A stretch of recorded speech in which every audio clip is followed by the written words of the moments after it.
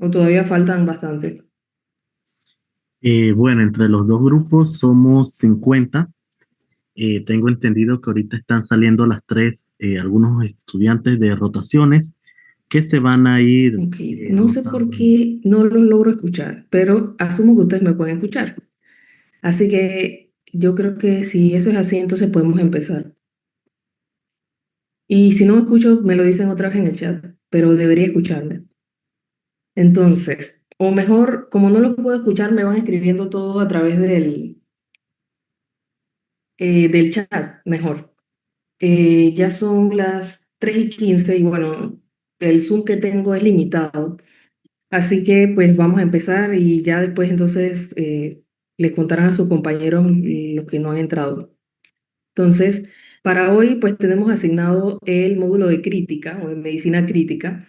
Para serles bien honesta, pues es un módulo bastante extenso. Realmente pues medicina crítica es una subespecialidad por la que pues hay que hacer primero una especialidad para luego hacer medicina crítica.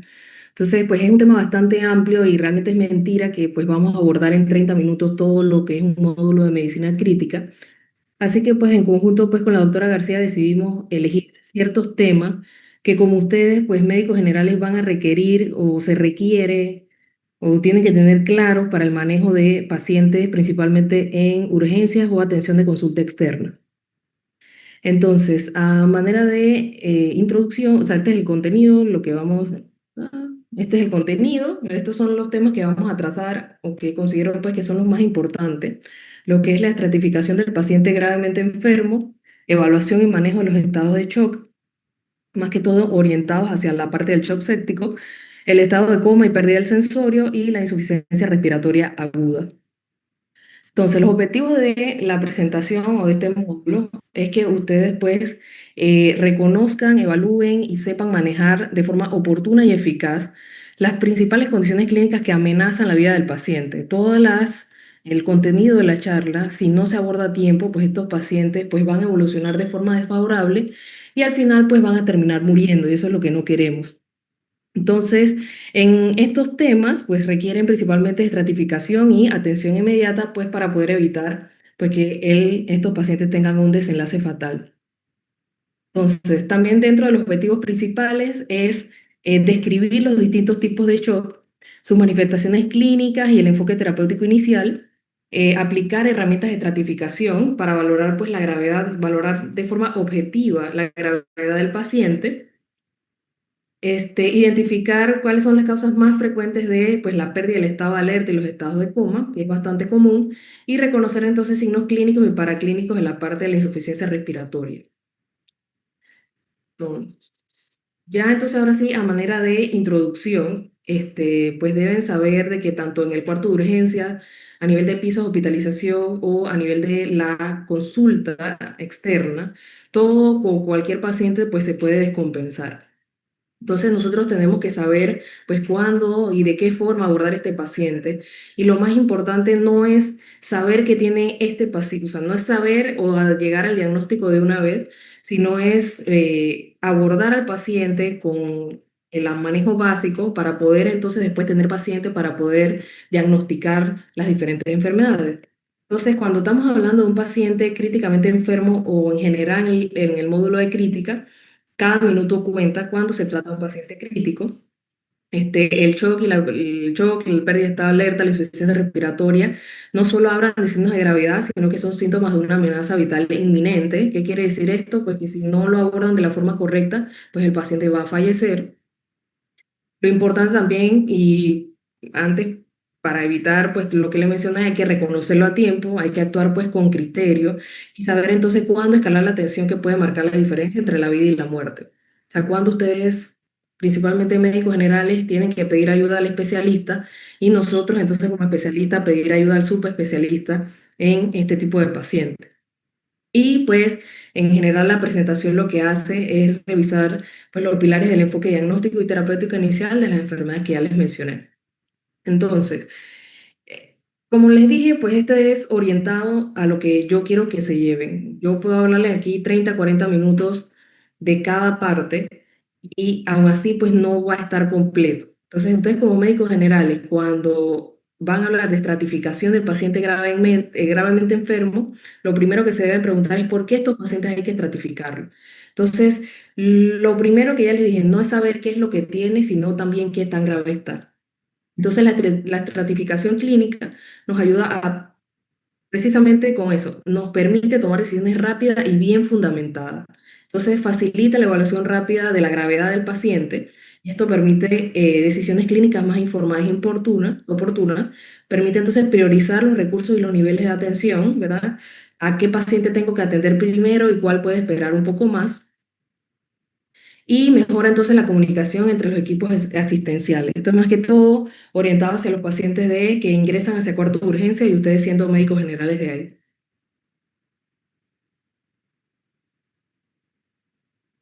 Entonces, ahora con tanta tecnología, antes pues no se tenía esta facilidad que ustedes tienen ahora. Los sistemas de estratificación pues se han vuelto mucho más objetivos y mucho más fáciles gracias a la tecnología. Ustedes ingresan a su app, su cuestión de aplicaciones, y al descargar, por ejemplo, estas son las que nosotros más utilizamos, lo que es Medcal y el Medcal X. Son entonces herramientas que nos permiten de forma rápida acceder a todas las escalas para estratificación al SOFA, al Apache, al MODS, al LOT, al Apache 2, la escala de coma de Glasgow. O sea, estas herramientas, y los invito a que descarguen estas aplicaciones porque pues, ustedes de forma objetiva pueden decidir de forma temprana que, por ejemplo, que este paciente va a evolucionar de forma desfavorable y va a requerir entonces un manejo invasivo o en la unidad de cuidados intensivos. Entonces, estas herramientas, pues les invito a que lo descarguen porque pues la van a necesitar tanto en su internado como pues, cuando sean médicos generales. Entonces, dentro de los sistemas de estratificación están principalmente, o lo que nosotros más utilizamos, es pues la escala de SOFA, ¿sí? Esta escala de SOFA nos permite pues estratificar a los pacientes que van a evolucionar de forma desfavorable y que van a requerir manejo invasivo. El sistema de SOFA no solo, bueno, se utiliza principalmente para los estados de sepsis, y toma en cuenta entonces 5 criterios: el sistema respiratorio, en la parte de la coagulación, el sistema cardiovascular, la parte neurológica, aborda también lo que es la parte hepática y renal. Una de las limitantes que tiene el SOFA para utilizarla en la cabecera del paciente, pues es de que requiere estudios de laboratorio para poder completarlo. Sí que igual se utiliza, pero se pueden utilizar otras escalas, eso va a ir en dependencia de pues, el tiempo que aborden al paciente. Tira. Entonces, una puntuación de SOFA mayor de 2 les hablo a ustedes pues, de que este paciente pues, cumple criterios de sepsis. Otra de las escalas que podemos utilizar es la escala de Apache. Y pues la escala de, bueno, no la puse aquí, pero la escala de Apache también se utiliza para evaluar a los pacientes críticamente enfermos, principalmente pues dentro de las primeras 24 horas en la unidad de cuidados intensivos. La ventaja que tiene Apache es que también se puede utilizar a las 48 horas para evaluar pronóstico y evaluar mortalidad de estos pacientes. Una de las que pueden utilizar para utilizar en la cabecera de pacientes es el QuickSOFA. Es una herramienta sencilla, es fácil de aplicar, no necesitas valores de laboratorio para poder utilizarla. Y un QuickSOFA mayor de 2 te habla pues de que este paciente pues va a tener, tiene criterios de sepsis y que puede tener entonces un mal curso hospitalario. Entonces, el Qsofa lo que hace o lo que incluye es entonces el valor de presión arterial sistólica menor de 100, alteración del estado de alerta y las frecuencias respiratorias mayores de 22. Sin embargo, en los últimos años se ha visto pues, que el Qsofa pues, no se debería utilizar solo como ellos están, principalmente las revistas o las guías de sepsis, están en contra de que el QSOFA se utilice de forma sola, sino que se complemente con otras escalas pronósticas como lo es el NEWS y es el MUSE. Así que cuando ustedes van a utilizar el QSOFA, entonces deben complementarlo con una de las otras escalas, que es el NEWS, es el MUSE, que también entonces te habla de gravedad, te habla de pronóstico del paciente. Entonces, lo que les pongo aquí es lo que dice la guía de sepsis, que están pues en contra que el Q-SOFA se utilice solo y de que se debería utilizar entonces en conjunto. Estos son otros, bueno, esto es un resumen de los sistemas de estratificación y lo que les pongo acá, pues el Apache y el SOFA son entonces lo que nosotros utilizamos de manera intrahospitalaria más frecuente. Son los que tienen mayores estudios y que apoyan entonces sus resultados. El resto de MODS, LOTS, son sistemas de evaluación similar al SOFA que se han ido desarrollando entonces para evaluar pues, como métodos objetivos la falla orgánica múltiple en los pacientes críticos. Y lo que coloco abajo es de que pues ahora con tanta inteligencia artificial también se han ido creando otras escalas, pero pues estas no tienen o todavía no cuentan con el respaldo para su utilización. Entonces, en los pacientes con alteración del estado de alerta, primero más que todo definir qué es la alteración del estado de alerta. Es la condición en la pues, que el paciente o la persona tiene un nivel de conciencia reducido y esto pues, se manifiesta con una menor capacidad para responder al entorno, para pensar con claridad, incluso de interactuar adecuadamente. ¿Qué es lo importante de los niveles de conciencia? Es de que el nivel de conciencia se puede definir o se caracteriza por la intensidad que requiere el paciente de un estímulo necesario para obtener una respuesta significativa. Entonces, hay 5 niveles de conciencia. Alerta habla pues de que es un paciente que es capaz de responder espontáneamente a todos los estímulos. Si usted le pregunta el nombre, le preguntan la fecha, puede hacer cálculos, tiene memoria. En cambio, un paciente somnoliento es un paciente que tiende a permanecer dormido, pero pues este puede ser despertado por estímulos sensoriales leves. Y al ser despertado, pues otra vez alcanza su nivel de alerta, puede saber su nombre, fecha, cálculo. Sin embargo, al cesar el estímulo, entonces otra vez cae dormido. En la parte de obnubilación, habla pues de que sí responde correctamente a las órdenes, sin embargo, este paciente tiene acciones lentas, alteración para la concentración y también tiende entonces en ciertas ocasiones a mantenerse somnoliento. Ya la parte del estupor, pues habla de en el paciente pues no responde a estímulos sensoriales leves, sino que despierta brevemente y es más que todo a estímulos sensoriales fuertes, más que todo al dolor. Y el estado de coma habla pues de un paciente que está totalmente inconsciente, es no receptivo y es imposible de despertar. Entonces, para evaluar los niveles de conciencia, lo que nosotros utilizamos, que eso pues desde hace mucho tiempo, es la escala de coma de Glasgow, en la que se evalúan pues 3 parámetros, la parte ocular, la parte verbal y la parte motora. Entonces, la escala de coma de Glasgow me permite evaluar el nivel de conciencia mediante la observación de estas 3 respuestas. El puntaje total, el máximo que puedes obtener son 15 puntos y el mínimo que puedes obtener son 3 puntos. Nunca van a ver que un paciente tenga nunca van a ver que un paciente pues tenga Glasgow de 0, siempre el mínimo es 3. Entonces, si el paciente se encuentra entre 13 y 15, hablamos de que tiene alteración del estado de alerta leve.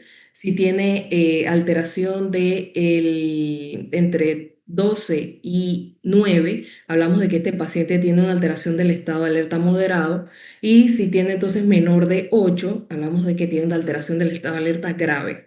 ¿Qué es lo importante o qué es lo que quiero que se lleven de aquí? Es de que todo paciente con menor escala de Glasgow menor de 8 requiere manejo invasivo de vía aérea para protegerla, ¿sí?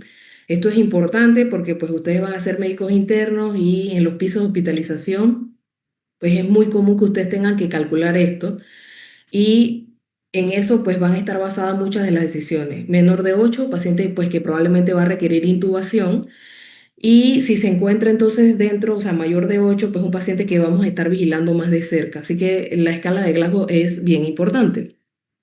Entonces, lo que les coloco aquí es de las principales etiologías que pueden alterar el estado de alerta y dentro de las principales, entonces, está las injurias cerebrales primarias. Dentro de esas, el trauma craneoencefálico, el piso quirúrgico y por nuestra parte, en medicina interna, el evento cerebrovascular, isquémico y hemorrágico, principalmente de causa hipertensiva. Entonces ya las otras causas realmente se pueden presentar o pueden cursar con alteración del estado de alerta, pero no es lo más común. Entonces, estas son otras de las causas, aquí las colocan entre bilaterales, unilaterales, sigue siendo entonces el trauma craneoencefálico y el evento cerebrovascular, tanto isquémico como hemorrágico.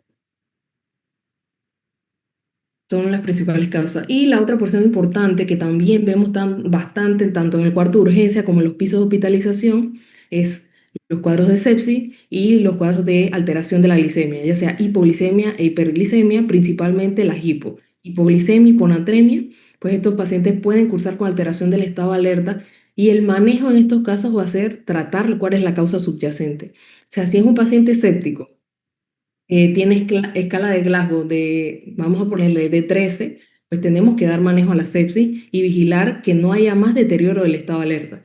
Y además de eso, buscar que no haya otra causa que esté generando la alteración del estado de alerta. Sin embargo, si ustedes tienen un paciente séptico que tiene Glasgow en 7, pues ese paciente no me voy a poner a investigar por qué o si hay alguna otra causa que tenga para la alteración del estado de alerta, sino que ese paciente pues realmente la única que ustedes pueden determinar a pie de cama del paciente rápidamente es la hipoglicemia. Si ustedes ven a un paciente con alteración del estado de alerta y le toman la glicemia, tiene 50, 40, ustedes le ponen bolos de dextrosa y probablemente ese paciente recupere estado de alerta. Pero en todas las otras causas, pues ustedes no se van a poner a ver, pues, ay, ¿qué pasó? Que no se puede perder tiempo con el paciente menor de 8, pues ese paciente hay que intubarlo, se maneja en la unidad de cuidados intensivos buscando entonces, dando manejo a la patología, pues eh, que causó la pérdida del estado de alerta. Y la falla hepática, aquí no tanto falla hepática aguda, sino por la parte de los pacientes cirróticos en la parte de la encefalopatía, que pues esta es otra de las causas pues que es bastante reversible en estos pacientes. En la evaluación y manejo de los estados de shock, solo saber pues que es una condición clínica grave, potencialmente mortal, que se caracteriza principalmente por hipoperfusión tisular, ¿sí? Esto lo que resulta es una adecuada entrega de oxígeno a los tejidos, pues para satisfacer las demandas metabólicas. ¿Cuáles son los tipos? Hay 4 tipos, lo que es el distributivo, ¿sí? En la que hay una vasodilatación excesiva y en este caso es principalmente los cuadros de sepsis. El hipovolémico, principalmente por las causas hemorrágicas, sangrado digestivo alto, secundarios a trauma, pues que hay una disminución del volumen intravascular. El shock cardiogénico es como nosotros lo conocemos como una alteración o compromiso de la bomba cardíaca, en la que hay disminución del gasto cardíaco y pues esto genera pues alteración en los tejidos periféricos y las causas obstructivas en las que pues no se permite un adecuado, pues también hay alteración del gasto cardíaco por alteración en el llenado. Esto puede ser por tromboembolismo pulmonar principalmente o taponamiento cardíaco también puede ser una causa. Entonces, esto, pues de manera general, pues saber pues de que el volumen sistólico, recordando, depende tanto de la precarga, de la contractilidad y de la poscarga. Este volumen sistólico es lo que lleva entonces a el gasto cardíaco y el gasto cardíaco es lo que pues depende o lo que lleva entonces el suministro de oxígeno. Entonces en la parte crítica pues ustedes pueden hacer pues el cálculo, calculando entonces recordar que el gasto cardíaco es el resultado del volumen sistólico y la frecuencia cardíaca y si logramos calcular entonces este gasto cardíaco junto con el contenido de O2 arterial, entonces podemos saber exactamente cuál es el suministro de oxígeno y tomar entonces medidas. Entonces, esto es bastante invasivo, solo lo vemos principalmente en la unidad de cuidados intensivos y no es algo que realmente, pues yo quiero que ustedes se lleven. Solo saber de qué manera en todos los estados de shock pues, hay alteración del gasto cardíaco y si hay alteración del gasto cardíaco hay alteración y disminución en el suministro de oxígeno. Toda paciente con shock debe tener una evaluación general y más que todo en el ambiente hospitalario nos basamos primero en las 3 primeras, ¿sí? Asegurar vía aérea permeable, de que haya una adecuada ventilación y la parte de la circulación. Si es un paciente que no tiene una vía aérea permeable, pues ustedes o tiene alteración del estado de alerta, ustedes tienen que intubar ese paciente o estabilizar eso, intubar al paciente y por la parte de un paciente hipotenso, taquicárdico, pues hay que colocar catéteres venosos centrales o ya sea por vía periférica para reanimar con cristaloides a estos pacientes. Esto es de manera general. Entonces, lo que me voy a centrar en el estado de shock es principalmente la parte del shock séptico, porque es lo que ustedes más van a ver en su internado, ¿sí? Los otros, pues no es que no se presenten, pero no son tan comunes en las áreas de hospitalización. Entonces, recordar que el shock séptico es el conjunto de sepsis, ¿sí? Que la sepsis pues, es una respuesta disregulada del huésped a la infección y que este shock séptico va a ser el conjunto de sepsis, además asociado a una disfunción circulatoria, celular y metabólica, que se asocia pues, a una mayor mortalidad y mayor instancia hospitalaria de estos pacientes. Entonces, de manera general, algo de fisiopatología de la sepsis, la fisiopatología no se conoce con exactitud, pero pues debemos saber de que hay dos respuestas. Una respuesta proinflamatoria, ¿sí? Y hay una respuesta antiinflamatoria, que es la proinflamatoria es la que da, por ejemplo, en este caso vamos a ponerlo la bacteria, el virus, y la respuesta antiinflamatoria es la respuesta que da el huésped a ese patógeno. Entonces, la respuesta proinflamatoria y antiinflamatoria, en que este caso la proinflamatoria va a depender de factores intrínsecos de la bacteria o del patógeno, ya sea pues de la carga, de la virulencia o de los patrones moleculares asociados al patógeno. Y la parte de la respuesta antiinflamatoria, de lo que es la parte de factores dependientes del huésped, lo que son la genética, la edad, si el paciente es comórbido, si toma medicamentos. Entonces, de ahí pues se va dando toda una cascada, ya sea entonces por reconocimiento de patrones moleculares, de tanto del patógeno y el huésped, y se genera entonces una cascada de activación leucocitaria, activación de complemento, activación de la cascada de coagulación, favoreciendo a procoagulación, y al final entonces se da una muerte celular, en este caso para tratar de contenerla. Entonces, esto lleva a una cascada principalmente de citoquina. Esto es prácticamente lo mismo, nada más pues para que vean de que pues hay dos situaciones. Es un estado procoagulante y un estado anticoagulante. Sin embargo, pues al final pues gana el estado principalmente con procoagulante, ¿sí? Que hay activación de la proteína C, hay activación del factor tisular y al final entonces esto todo lleva a lo que es hipoperfusión tisular y la hipoperfusión tisular lleva entonces a la disminución del oxígeno a nivel periférico. Los pilares de manejo o de tratamiento para el shock séptico son estos. El manejo del foco, que es lo principal, toma de cultivo, inicio de antibióticos.